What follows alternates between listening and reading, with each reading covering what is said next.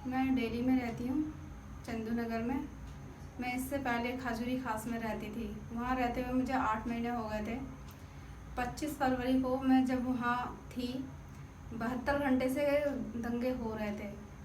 और जब दंगाइयों ने हमें पूरी तरीके से 25 फरवरी को घेर लिया, तो मैं 11 बजे से लेकर 12 बजे तक पुलिस को कॉल करती रही, पर उनकी लाइन बिजी जा रही थी। मैं काफ़ी परेशान थी, मेरे समझ में नहीं आ रहा था कि क्या करूँ। फिर अचानक से 1 घंटे के बाद कुछ पुलिसकर्मी आए और उन्होंने हमें आवाज़ दिया कि जो भी फंसे हुए हैं 2 मिनट के अंदर अंदर नीचे उतरो, हम उन्हें निकालेंगे। तो उन्होंने हमें निकाल कर बाहर किया।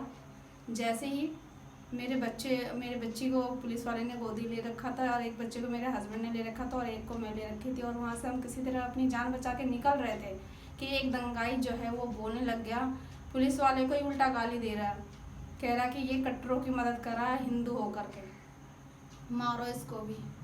फिर जब पुलिस वालों ने हमें अग्रवाल स्ट्रीट से एक अंदर से रास्ता जाता है, वो रास्ता मुझे आज तक कभी पता नहीं था, उस रास्ते से जब निकाला, तो फिर हम जब निकल रहे हैं तो वहाँ चंदू नगर में भी कुछ दंगाइयों ने हमें घेर लिया और वहाँ पे भी हम पर लाठी चार्ज किया। तो उसमें से एक लाठी मेरे बच्चे को भी लग गई थी और मैं काफ़ी ज़ोर से चिल्लाई कि मेरे बच्चे को क्या हो गया। फिर मेरे बच्चे के पैर से चप्पल जो है भगदड़ में निकल गई, मेरे बच्चे के पैर में भी चोट आई, कांच लग गया। फिर वो ज़्यादातर वो दंगाई जो है ये कह रहे थे कि जिसके दाढ़ी है मुल्ला है उसको मारो। वहाँ से निकलने के बाद हम किसी तरह अपनी जान बचाकर तो निकल गए। फिर कैंप वगैरह लगा, मेरे बच्चे के धुएं में फंसने की वजह से काफ़ी इकट्ठा हो रहा था और सीने पे उनके काला काला धुआं सा जम गया था। हम सब काफ़ी परेशान थे क्योंकि हम वहाँ पे कम से कम 1.5-2 घंटा तो वहाँ फंसे हुए थे धुएं में ही, और वहाँ सारे मकानों में आग लगा दी थी। और एक लास्ट का हमारा कमरा था जो बचा पड़ा था, और वहाँ फैक्ट्री के कुछ लोग जो है वहाँ से छत पे से कूद कर हमारे छतों पर आए थे, और वो हमारे छत पर सेफ थे क्योंकि हमारे घर में आग उस वक्त नहीं लगी थी। सबसे लास्ट का कमरा होने की वजह से हमारा घर बचा हुआ था। जब हम वहाँ से ताला मार के निकले, और फिर उसके बाद जब मैं नेक्स्ट डे वहाँ पे 2 दिन बाद पहुँची, तो वहाँ पे देख रही हूँ कि हमारे घरों का ताला टूटा पड़ा है और घर में जो है चोरी वगैरह हो रखी है, और फिर घर में आग लगा रखा है। जब वहाँ से हम अपनी जान बचा के निकले, फिर उसके बाद जो है मैं काफ़ी परेशान थी।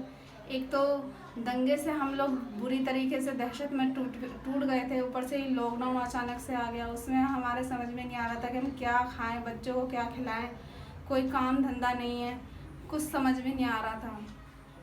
फिर मैं जो यहाँ के विधायक थे वहाँ पे राशन कार्ड के लिए अप्लाई करने के लिए गई थी। 3 मंथ का राशन कार्ड बन रहा था। वहाँ पे मैंने देखा कि खजूरी खास की कुछ किराएदार जो है वो भीख मांग रही थी।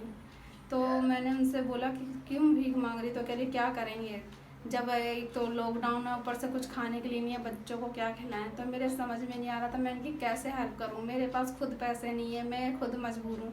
अगर मेरे पास होता तो मैं इनकी ज़रूर हेल्प करती, पर ऊपर वाले की मदद से, कुछ एनजीओ की हेल्प से मैंने इन लोगों को राशन काफ़ी बांटा। देखिए, एक तो लॉकडाउन खुल चुका है। लॉकडाउन खुलने का मतलब है कि हर इंसान अपना अपना काम कर सकता है, लेकिन सरकार ने कैसे हालात कर दिया है कि हर एक इंसान बेरोज़गार हो गया है। किसी के पास रोज़गार नहीं है, जहाँ जाओ वहीं बेरोज़गारी है। हर कंपनी से यही सुनने के लिए मिलता है कि हमारे पास माल नहीं आ रहा, आगे से माल जब आएगा तब हम काम स्टार्ट करेंगे। अभी मेरे हस्बैंड भी खुद 12 दिनों से घर पर बैठे हुए हैं। उनको भी मालिक ने ये बोल दिया कि भाई मेरे पास माल आ ही नहीं रहा है, तो मैं तुम्हें काम कहाँ से दूंगा, बैठा के तो सैलरी दे नहीं सकता हूँ तुमको। तो इसलिए 12 दिन से घर पर बैठे हुए हैं। कहीं और काम ढूंढ रहे हैं, वहाँ पे भी वही हाल है कि भाई आगे से माल आ नहीं रहा है, कहीं काम नहीं मिल रहा है। एक ने तो ये भी अपने बताई प्रॉब्लम कि भाई किराए के चक्कर में मेरे मकान मालिक ने मुझे 5 महीने का किराया मांगा। जब हम लॉकडाउन में किराया कहाँ से लाते, 3 महीने का वो हो गया, प्लस अब ये 2 महीने का अलग, 5 महीने का किराया ना देने की वजह से मकान मालिक ने उनको घर में लॉक किया। देखिए, मैं चाहती हूँ कि सरकार जो है फिर से स्टार्ट करे कि लोगों को रोज़गार मिले।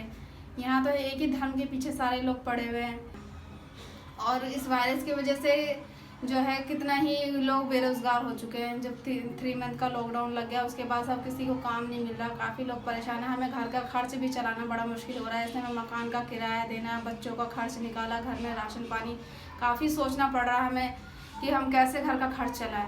समझ में नहीं आ रहा क्या करें। काम ढूंढते तो कहीं मिलता नहीं है। अब ऐसे हालात में करें तो क्या करें। मैं चाहती हूँ कि हम पहले से जैसे जी रहे थे, अपनी ज़िंदगी गुजार रहे थे, वैसे ही जीना चाहते हैं और हमें वैसे ही जीने दो।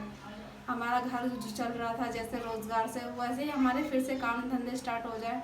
हमें और कुछ नहीं चाहिए। मुझे सरकार से यही अपील है कि जैसे पहले काम चल रहा था वैसे ही काम चले और हम अपने घर की जो जीवनचर्या पहले जैसे चलाते वैसे ही चलाना चाहते हैं, ताकि हम अपने बच्चों का फ्यूचर अच्छे से बना सकें।